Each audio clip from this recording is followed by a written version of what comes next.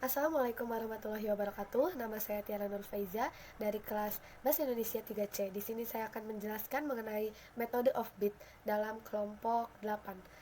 Saya akan membahas mengenai pengertian metode pembelajaran. Metode pengajaran adalah pola-pola tindakan pembelajaran yang dirancang untuk mendapatkan hasil pembelajaran tertentu.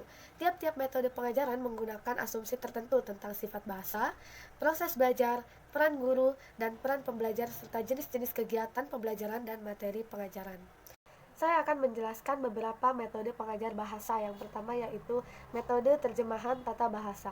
Metode terjemahan tata bahasa merupakan metode yang diwarisi dari pola-pola pengajaran bahasa Latin. Metode ini menekankan pada bagaimana membuat siswa menguasai aturan-aturan tata bahasa dan kosakata dengan memberikan daftar kosakata dan artinya kepada siswa untuk digunakan di dalam membaca teks tertulis dalam pelajaran. Nah, yang kedua yaitu ada metode langsung. Metode langsung adalah lebih menekankan kepada menyimak dan berbicara. Keterampilan komunikasi ini yaitu contohnya komunikasi lisan, dikembangkan lewat progresi tahap demi tahap yang dirancang secara sesama dan dilakukan dengan menggunakan kegiatan tanya jawab antara guru dan siswa dalam kelas yang kecil dan intensif. Artinya kegiatan belajar ini melalui metode langsung atau bisa dibilang yaitu tatap muka. Terus yang ketiga yaitu metode audiolingual atau yang biasa disingkat MAL, didasari oleh teori yang berakar pada dua aliran pemikiran yang sejajar dalam psikologi dan linguistik. Metode ini menekankan pada pentingnya pola bahasa dalam pengajaran serta memandang bahasa lisan sebagai bentuk komunikasi yang paling utama. Contohnya yaitu pada kegiatan-kegiatan seperti menghafalkan dialog, mengulang kalimat secara bersama-sama, dan latihan berulang-ulang untuk menguasai pola-pola kalimat. Itu yang disebut dengan metode audiolingual. Yang keempat yaitu pendekatan kognitif. Pendekatan kognitif dalam kaitannya dengan perkembangan bahasa anak mengemukakan bahwa dalam semua bahasa, belajar semantik itu bergantung pada perkembangan kognitif sang anak. Maksudnya, urutan-urutan perkembangan tersebut lebih banyak ditentukan oleh kerumitan semantik daripada kerumitan struktural. Sekian presentasi saya dari kelompok 8. Selanjutnya akan disambung oleh teman saya yaitu Fiktia. Kurang lebihnya mohon maaf. Wabillahi taufiq wal hidayah. Wassalamualaikum warahmatullahi wabarakatuh. Assalamualaikum warahmatullahi wabarakatuh. Izin memperkenalkan diri, nama saya Fikria. Saya akan melanjutkan presentasi dari Tiara Nur Faiza.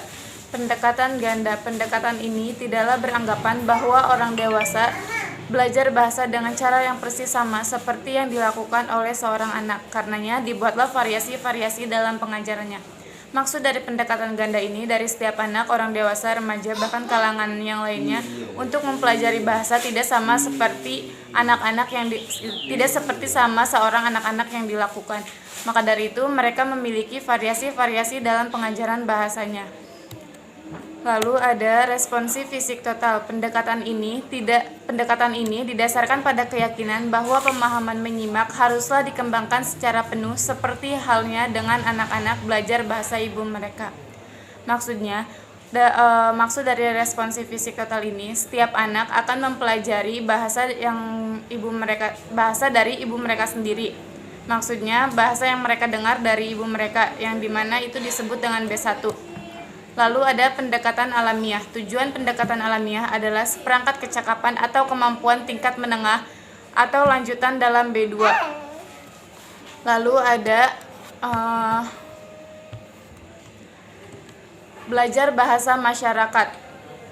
Sebuah pendekatan dalam pengajaran bahasa yang memberi penekanan pada peran ranah efektif dalam mempromosikan belajar kognitif. Lalu ada cara diam. Dalam metode ini, siswa tidak diminta untuk merespon stimulasi-stimulasi dalam lingkungan seperti pada orientasi audiolingual, tetapi didasarkan pandangan bahwa pembelajaran dapat mengembangkan kriteria yang mereka buat sendiri untuk belajar bahasa tanpa perlu diberi materi bahasa secara langsung atau secara silent, hening tanpa suara.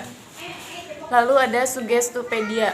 Metode pengajaran yang menggunakan teknik-teknik relaksi dan konsentrasi untuk merangsang pembelajaran agar menggunakan daya pikir bawah sadarnya untuk menambah kemampuan mengingat lebih banyak kosakata dan strukturnya.